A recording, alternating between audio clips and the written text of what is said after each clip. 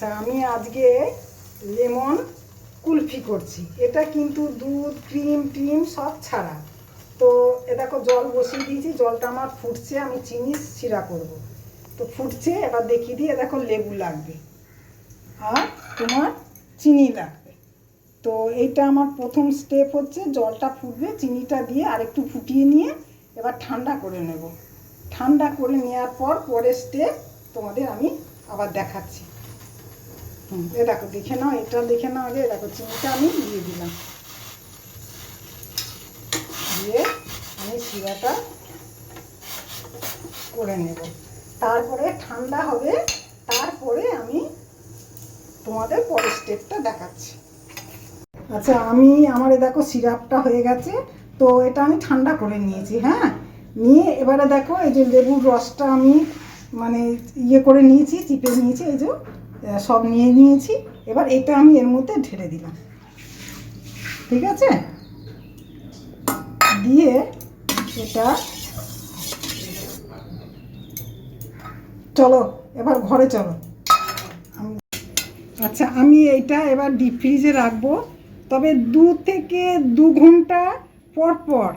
এইটা বেশ এইভাবে না তোমাকে মানে ঘেটে দিতে হবে ওইটা বেশ করে, সুন্দর করে। তো যদি তুমি 3 ঘন্টা 4 ঘন্টা হয়ে যায় তাহলে কিন্তু বরফ হয়ে যাবে। বরফ হয়ে গেলে আর তোমার কুলপিটা হবে না। তো এবার আমি দেখো, এবার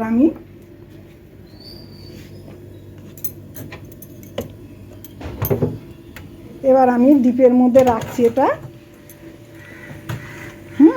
এটা রেখে দিলাম। 2 ঘন্টা পর পর আমাকে এটা ভালো করে পেস্ট করতে হবে। ব্যাস। আচ্ছা, আমি ওই লেমন কুলফি করতে দিয়ে দিয়েছি। তো এবার আমি বের করি। এখনও বরফটা হয়নি, অবশ্য হয়নি, আর একটু হবে, হয়ে এসছে। মানে একটু জমা জমা ভাব হবে, বারবার করে নাড়বে, আর একটু বরফ হবে, মানে তো বরফ হবে না। এ দেখো ইয়ে হচ্ছে। এইটা না করতে করতে সাদা হয়ে যাবে, জানো তো? এই যে জল একটা ভাব, মানে জল কালার, এটা থাকবে না। আমার এবার 2বার হলো, আরও 2বার করতে হবে।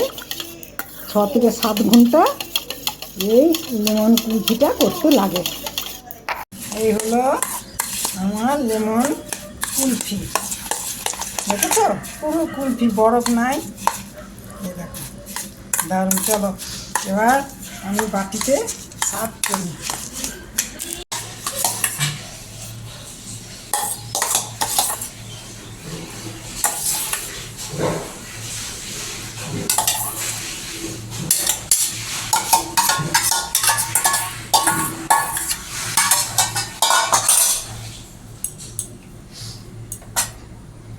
এরপরে এটার উপরে দিব একটু জিরে ভাজা আর তোমার বিট নুন।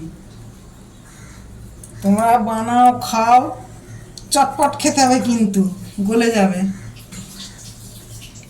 আমি ইয়ে করছি, দারুণ হবে, দারুণ। এই গরমের দিনে না দারুণ লাগবে। দুপুরবেলা বসে বসে খাও, বানাও আর খাও, চট জলদি, করতে কোনো খাটনি নাই।